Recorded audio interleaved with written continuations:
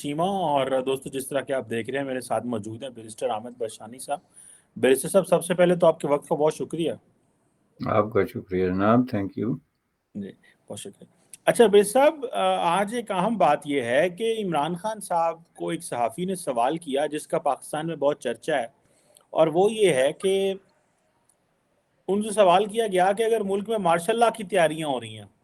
فوج آ گئی، تو انہوں نے کہا آ جائے، مجھے کیا فکر پڑتی ہے، مجھے کیا ہے اس سے۔ تو بہت سارے لوگ ان کی تنقید کر رہے ہیں کہ عمران خان صاحب یہ کیوں کہتے ہیں کہ ملک کے اندر مارشل لا لگ جائے، یا وہ اس طرح کا ماحول پیدا کر رہے ہیں جس سے انریسٹ ہو، جس سے حالات خراب ہوں۔ حالانکہ ان کو تو یہ کہنا چاہیے کہ بھائی ٹھیک ہے، اگر مارشل لا لگتا ہے یا فوج آتی ہے ڈائریکٹ رول کرنے کے لیے، تو ہم اس بات پہ ساری جمہوری طاقتیں اکٹھی ہو جائیں گی اور ہم سویلین سپریمیسی کے لیے کھڑے ہوں گے۔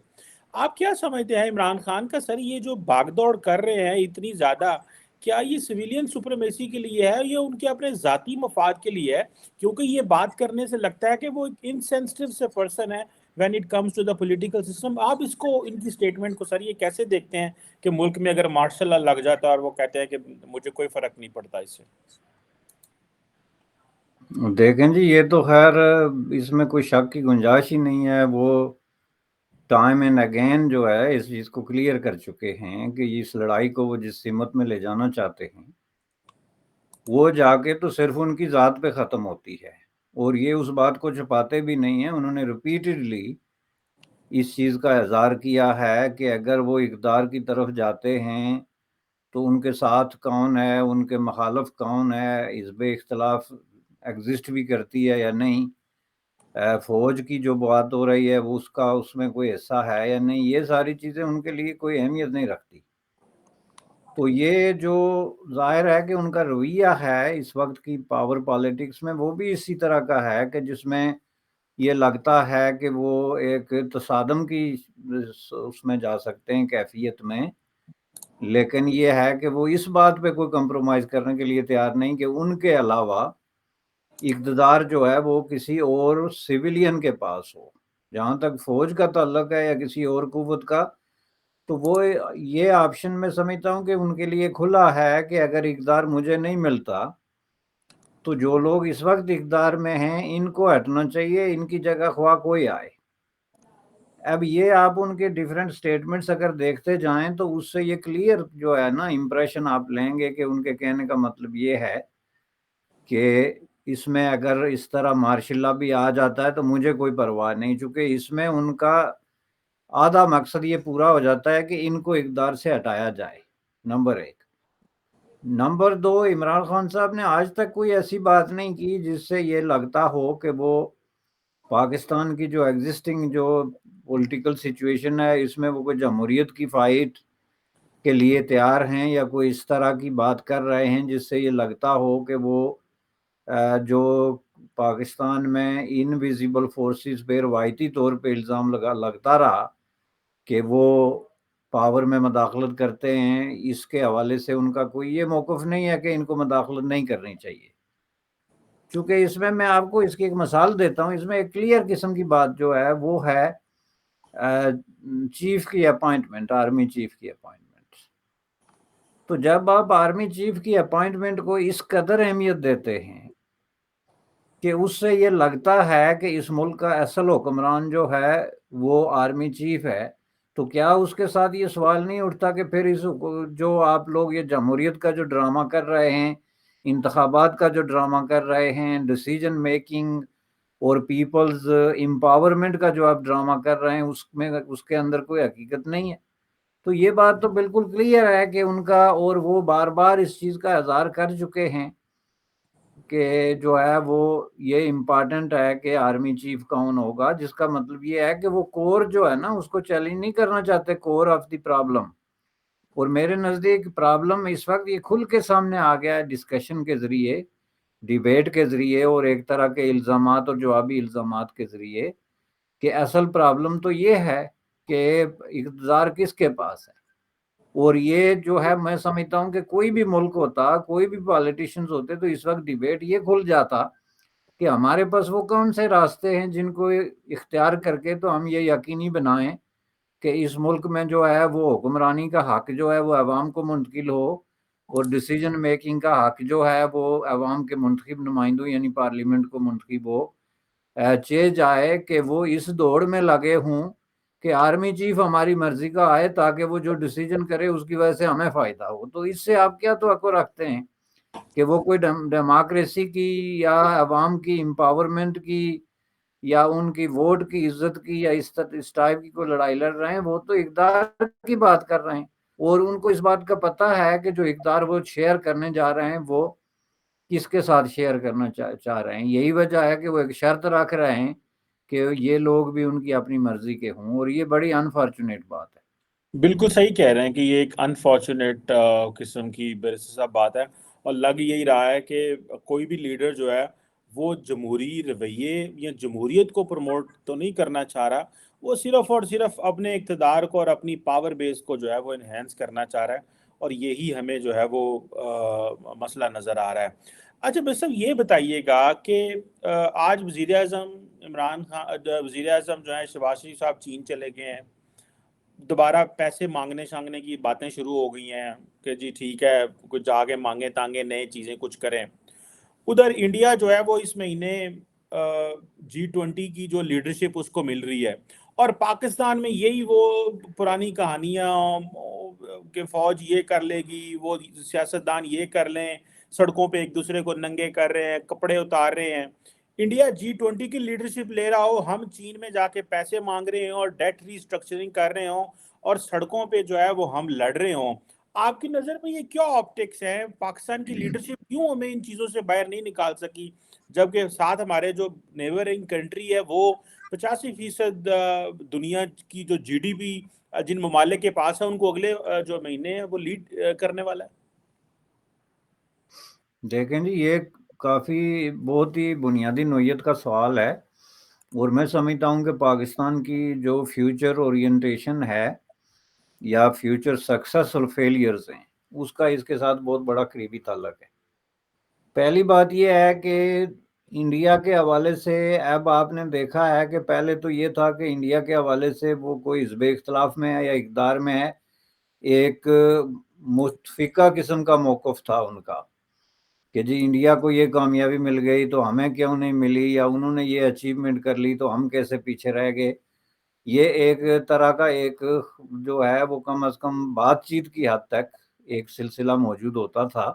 جو گزشتہ کئی سالوں سے ختم ہو گیا ہے. اس کی وجہ یہ ہے کہ ایک اتنا بڑا گیپ آ گیا ہے، اور میں اس کو پازیٹیولی دیکھ رہا ہوں. گیپ آ گیا ہے کہ وہ کوئی 19-20 کا گیپ نہیں ہے، وہ گیپ جو ہے وہ بہت بڑا ہے. یہ جیسے آپ کی بات بالکل صحیح ہے کہ کہاں G20 کی سربراہی کرنا اور کہاں جو ہے وہ $2-4 بلین کے لیے جو ہے وہ چین کا سفر کرنا، یہ جو ہے اس میں آپ فرق دیکھیں نا کہ ایک بہت بڑا فرق ہے. $2-4 بلین جو ہے وہ بالکل میں ایون شخصیات کے لیے میٹر نہیں کرتے، جو رچ شخصیات ہیں انٹرنیشنلی ان کے لیے. لوگ جو ہے وہ آپ اگر سٹیٹس دیکھیں تو حیران ہوں گے کہ لوگ 20-20 30-30 بلین کس طریقے سے خرچ کر رہے ہیں، بزنسز خرید رہے ہیں، بیچ رہے ہیں، آئے دن آپ جو ہے وہ پڑھتے ہیں. تو یہ ایک پورا ملک ہے جس میں کم از کم 20 کروڑ سے زائد لوگ رہتے ہیں، اور اس کی ایک بہت بڑی اکانومی بھی ہے، 40ویں نمبر پہ ہو 50ویں پہ ہو. یہ ساری چیزیں ہیں، تو اس کے باوجود یہ اتنا lowest of the lowest level پہ اگر چلا گیا تو اس کی وجہ کیا ہے؟ ایک مثال تو میں آپ کو آج ہی دیکھ لیں کہ یہ جو بیجنگ گیا ہوا ہے وفد، ان کے بندے گنے آپ. جب پرائم منسٹر گیا ہوا ہے تو ساتھ میں وزیر خارجہ کی کیا ضرورت ہے بھائی؟ وزیر خارجہ اگر گیا ہوا ہے تو پھر پرائم منسٹر کی کیا ضرورت ہے؟ پرائم منسٹر ہے تو پھر فائننس میں ہر منسٹر کو اٹھا کے تو یہ جاتے ہیں جا کے کہ جیسے ان کے پاس کوئی باقاعدہ اختیارات ہیں، پریٹینڈ ایسے کرتے ہیں جیسے ان کے وزیر خارجہ کا اس لیے ہونا ضروری ہے کہ اس کی کوئی اپنی اوپینین ہے. تو ایسا نہ ہوا کہ چینی بیچارے اس اوپینین سے محروم رہ جائیں، لہذا ان کا جانا بھی ضروری ہے. بھائی آپ لوگوں کی صرف ایک اوپینین ہے، ہاتھ جوڑنے ہیں اور $2-4 بلین مانگنے ہیں، وہ ایک آدمی کو بھیج دو، کام کے پیسے بچاؤ. یہ ان کے اخراجات اگر آپ کیلکولیٹ کریں گے تو آپ شام تک یا کل جب یہ واپس آئیں گے تو آپ دیکھیں گے کہ کتنے $1 ملین جو ہے اور نیچے ملک جو ہے وہ چلا گیا ہے. تو اس طرح کی کیفیت میں آپ انڈیا کو اس طریقے سے اب چیلنج کرنے والے وہ جو روایتی ایک پاکستان کے اندر ایک سوچ تھی وہ ختم ہو گئی. دوسری یہ ہے کہ عمران خان جو ہیں انہوں نے ایک نئی روایت یہ ڈالی ہے کہ وہ ان لوگوں کو بھی تھوڑا سا ڈاؤن کرنے کے لیے انڈیا کا حوالہ دیتے ہیں. مثلا گزشتہ 5-6 مہینے سے وہ انڈیا کے فارن افیئرز کی تعریف کر رہے ہیں، جو کہ ایک بہت اچھا ظاہر ہے فارن افیئرز ہے، اس میں کوئی شک نہیں. وہ عمران خان سے ہٹ کے دنیا اس کو مانتی ہے کہ یہ ایک بڑا ویل تھاٹ فل قسم کا ویل پلانڈ ایک پروسیس تھا جو 1947 میں انہوں نے شروع کیا اور آج تک کسی نہ کسی شکل میں کنٹینیو ہے. لیکن یہ ہے کہ اس کو اپنی جو ہے حکومت کو تانا دینے کے لیے آپ جب کوٹ کرتے ہیں تو اس کا مطلب ہے کہ اب پہلی دفعہ جو ہے نا وہ پاکستان کی جو رولنگ ایلیٹ ہے اس میں یہ ڈویژن آ رہی ہے انڈیا کے معاملے میں. اور اس میں جو وہ بالکل ایک لم سلم آپ کا ایک آئیڈیا ہوتا تھا کہ سب ایک ہی کشتی پہ سوار ہیں when it comes to India, تو کم از کم اس پہ جو ہے وہ کافی میں سمجھتا ہوں کہ یہ فرق آیا ہے.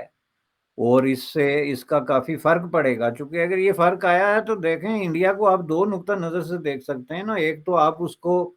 اسد کی نظر سے دیکھ سکتے ہیں اور دوسرا رشک کی نظر سے دیکھ سکتے ہیں. تو اسد کی نظر سے دیکھنے کا تو 70 سال کا پروسیس آپ نے کمپلیٹ کر لیا جس سے کچھ نہیں نکلا. اور رشک کی نظر سے اگر آپ دیکھیں تو ممکن ہے اس کا کوئی پازیٹیو فرق پڑے کہ یار یہ ہمارا نیبر کنٹری ہے، یہ بھی ایک زمانے میں غریب ملک تھا، ہم لوگوں کے درمیان بہت سارے معاملات جو ہیں وہ ایک طرح کے ہیں، ہم لوگوں میں کرپشن کے بھی بہت ساری چیزیں ایک طرح کی ہیں، سوچنے کا انداز بھی ہے، سسٹم بھی وہی انہیریٹنٹ قسم کا سسٹم ہے جو برٹن سے ہم نے لیا ہے.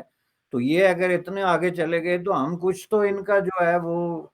اگر آگے نہیں تو کسی حد تک تو ان کو جو ہے وہ کیچ اپ کرنے کی جو ہے وہ کوشش کریں.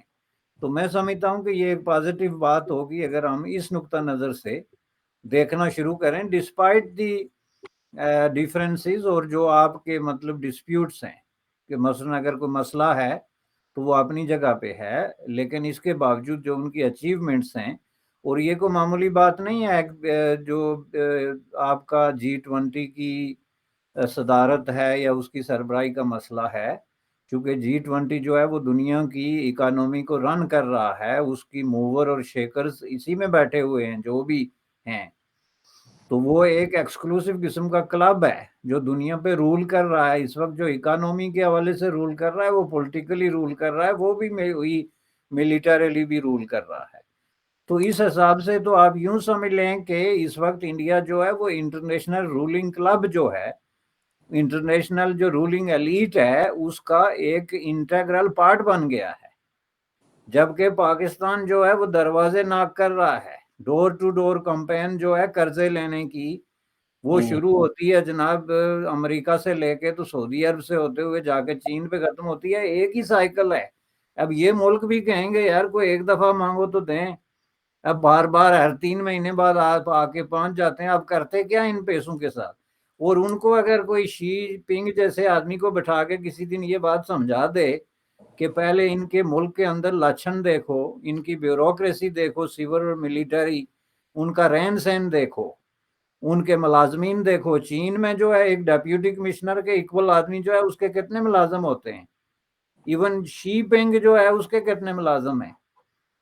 دیکھیں یہ چیزیں جو ہے نا یہ بڑی امپارٹنٹ ہیں. جب تک آپ اس کو ٹچ نہیں کریں گے آپ جا کے مانگتے رہیں. یہ تو پورا ایک پروفیشن بن گیا بھائی، یہ پروفیشنل بیگرز بن گئے. اور یہ پروفیشن بن گیا کہ جا کے پیسے مانگ کے لے آؤ اور بیوروکریسی کو عیاشی کراؤ. پہلے آپ تھوڑا سا بیوروکریسی کو بھی تو فاقہ کشی کی طرف لے کے جائیں نا، کوئی 6 مہینے جیسے عوام کو بھوکے مار رہے ہیں آپ 70 سال سے. ان کی گاڑیاں واپس لیں، کہیں بھائی اپنی گاڑی لے کے آؤ کام پہ. کون چیلنج کر سکتا ہے بیرسٹر صاحب؟ یہ ملٹری بیوروکریسی بھی ہے، سویلین بیوروکریسی بھی ہے، تو یہ تو اتنے طاقتور ہیں کہ یہ تو وزیر اعظموں کو ناکام کر دیتے ہیں، تو ان کو کون چیلنج کرے گا پھر؟ یہی اس لیے میں کہہ رہا ہوں نا، دیکھیں یہ ایک نہیں دونوں. مثلا ملٹری بیوروکریسی میں آپ ایک کرنل لیول کا آدمی جو ہے اس کا آپ لائف سٹائل دیکھیں، ان کے جو ہے ان پہ اٹھنے والے اخراجات، ان کو جو گھر دیے جاتے ہیں، جو گاڑی دی جاتی ہے، جو اردلی اور جو خدمتگار اور جو سارے پیرکس اور جو ساری انسینٹیوز وہ اگر آپ کیلکولیٹ کریں up to the day of retirement تو آپ اس دولت کا اندازہ لگا سکتے ہیں کہاں سے آتی ہے، وہ کیا کوئی آسمان سے گرتی ہے؟ اسی طرح آپ کا ایک ڈیپیوٹی جو ہے وہ سیکریٹری ہے، یا آپ کا جو ڈیپیوٹی کمشنر ہے، یا آپ کا جو بھی ایک اتنے بڑے عہدے کا آدمی ہے، اس کا آپ لائف ٹائم کی جو اس کی مراحت ہیں اور اس کی ریٹائرمنٹ کی مراحت ہیں، تو یہ پیسے جو ہیں اس سے یہ ایک محتاط اندازے کے مطابق تقریباً جو ہے وہ 70% سے زائد آپ کے ٹوٹل جو بجٹ ہے آپ جہاں سے بھی لاتے ہیں، خواہ وہ مانگ تانگ کے لائیں یا محنت کر کے لائیں، وہ آپ ان چیزوں پہ خرچ کرتے ہیں۔ تو اس سے ظاہر ہے نہ تو عوام کا مقدر بدل سکتا ہے اور نہ آپ کے پاس اس طرح کی کوئی ڈیولپمنٹ ہو سکتی ہے کہ آپ لوگوں کو پے بیک کر سکیں۔ اب یہ جو قرضے اس طرح کے ہوتے ہیں جنہوں نے ڈیفالٹ ہی ہونا ہوتا ہے، اب کیا چینیوں کو یہ نہیں پتا کہ پاکستان آئندہ 30 سال تک ہمارے یہ پیسے ہمیں واپس نہیں دے سکتا؟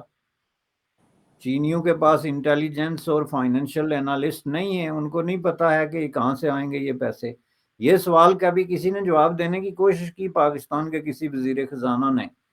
یا پرائم منسٹر نے کہ بھائی یہ جو ہم قرضے لے رہے ہیں یہ ہم واپس کیسے کریں گے؟ اس کا کسی نے کبھی جواب دیا؟ کوئی اسٹیٹسٹکس کی روشنی میں کوئی سنجیدہ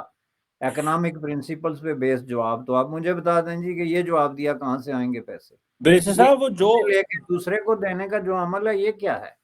بریسر جو چائنا سے ہمیں پیسے ملتے ہیں ہمیں تو پتہ ہی نہیں ہے وہ کتنے پیسے ہیں، نہ آج تک کبھی کسی کمیٹی کو پتا چلا ہے، نہ وہ کسی کے ساتھ شیئر کیا جاتا، کیونکہ چینی کہتے ہیں وہ آپ نے بتانا ہی نہیں ہے کسی کو۔ وہ تو آپ کو نہیں پتا، لیکن انٹرنیشنلی یہ سب سے بڑا سکینڈل ہے۔ دنیا کے ہر فائنینشیل انالسٹ کو یہ پتا ہے کہ چین سے جو آپ قرضے لے رہے ہیں وہ بہت ہی زیادہ جو انٹرنیشنل لوننگ ہے، لینڈنگ بزنس ہے، اس کے حوالے سے most in ethical, most in advisable, اور جو ہے وہ سخت قسم کے شرائط پہ مبنی قرضے ہیں جو کسی بھی سین ملک کو جو ہے یا لیڈرشپ کو کسی صورت میں نہیں لینے چاہیے۔ یہ اس پہ انٹرنیشنل رپورٹیں آئی ہیں ساری، جو لینڈنگ لوننگ سے وابستہ جو انٹرنیشنل انسٹیٹیوشنز ہیں، 15% سے اوپر آپ کا انٹرسٹ ہے، اس کی ٹرمز اور کنڈیشنز، اس میں لیبر، اس میں ایکسپرٹیز، اس میں انجینئرنگ، اس میں ہر چیز جو ہے وہ آپ ان کی شرائط پہ لگاتے ہیں، جس کو ایک زمانے میں خود جو چین کی کمیونسٹ پارٹی کے آپ ڈاکومنٹ پڑھیں تو یہی قرضے جو ہیں وہ یونائٹڈ اسٹیٹ آف امریکہ سے جب لوگ لیتے تھے 6% اور 7% پہ، تو اس پہ انہوں نے جو ہے وہ 2,000 صفحات لکھے ہیں کہ یہ امپیریلسٹک قسم کے قرضے ہیں، جس کے چنگل میں جو پھنس گیا وہ کبھی باہر نہیں نکل سکتا۔ یہ ڈاکومنٹ چینی کمیونسٹ پارٹی کے ہر جو ہے وہ اس الماری میں آپ جا کے دیکھیں تو آپ کو مل جائے گا۔ اب وہی کام جو ہے وہ پاکستان کے ساتھ کر رہے ہیں، اور دنیا ان کو ایڈوائز کر رہی ہے کہ بھائی یہ آپ واپس نہ لیں، یہ قرضے آپ کبھی واپس نہیں کر سکتے۔ اور دنیا کو آپ چھوڑیں، اس وقت 42 کنٹریز ایسی ہیں اس گلوب پہ جن کے ساتھ چینیوں نے یہ ایکسچینج کیا ہے، ان کو لون کیا، ان کی فائنینشیل ایڈ جو بھی اس کے طریقے کیے، روڈ اور بیلٹ کے حوالے سے ان کے ساتھ جو کاروبار کیا، وہ سارے کے سارے ملک نہ صرف ناخوش ہیں بلکہ they are unable to pay it back. ان کے پاس کوئی طریقہ نہیں۔ اس کی ایک ہی ایگزامپل ہمیں سری لنکا نظر آتی ہے، لیکن اس میں 42 کنٹریز ہیں جو اس جنگل میں آ گئی، اور وہ واپس جو ہے،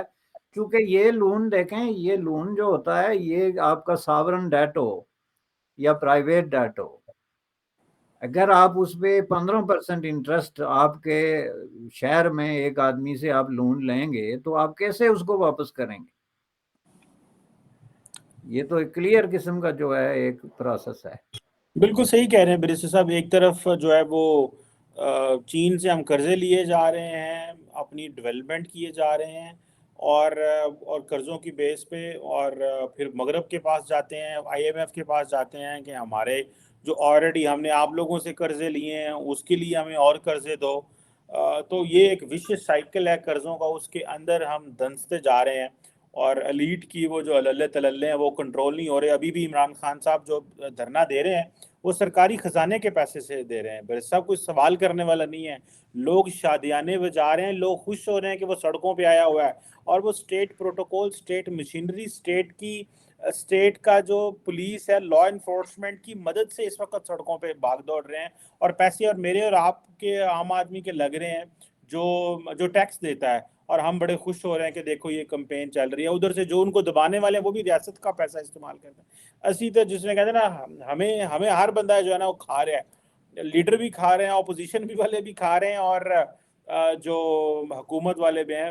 وہ بھی کھا رہے ہیں. تو یہ ایک دیکھیں یہ آپ کی بات بہت زبردست ہے کہ الٹیمیٹلی عام آدمی لوٹ رہا ہے. یہ آپ بی بی سی کا آرٹیکل پڑھیں، ان کی ویب سائٹ پہ ہے جو یہ پیسے لانگ مارچ پہ کتنے پیسے خرچ ہوں گے. جی میں نے پڑھا تھا. That touch to the trillion rupee if not dollars. اب وہ پیسے کہاں سے آئیں گے؟ آپ کا ایم پی اے کا کینڈیڈیٹ ہے یا ایم پی اے ہے جو لے رہا ہے پیسے دے رہا ہے، تو وہ پیسے عوام کی جیب سے نکالے گا نا کسی نہ کسی طریقے سے، کہ اپنی جیب سے آپ کو جو ہے وہ اس کا ایک ایم پی جو ہے اس کا 20 لاکھ روپیہ خرچہ آ رہا ہے اس مہم کے دوران.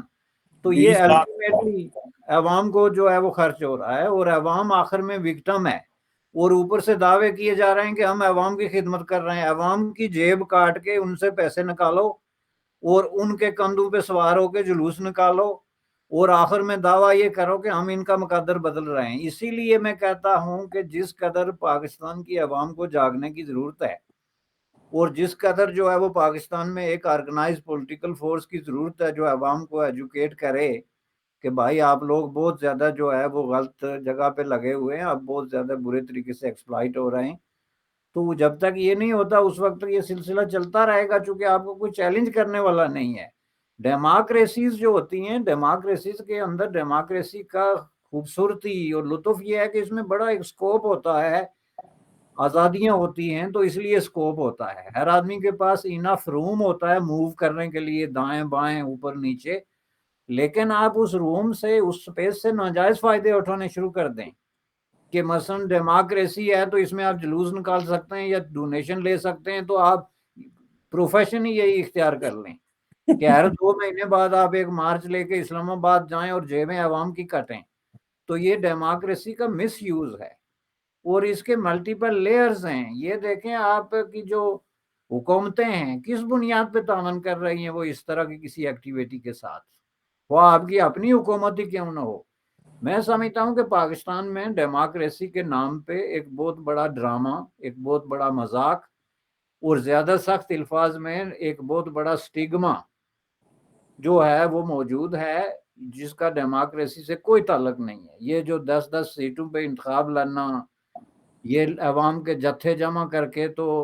سیٹنگ حکومتوں کو ڈی ریل اور ڈی سیٹ کرنے کے تماشے لگانا، یہ زبردستی الیکشن کرانا،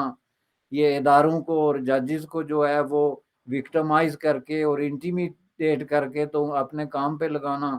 یہ سب چیزیں جو ہیں ان کا ڈیموکریسی سے کوئی تعلق نہیں ہے، بلکہ یہ فاشزم کی مختلف شکلیں ہیں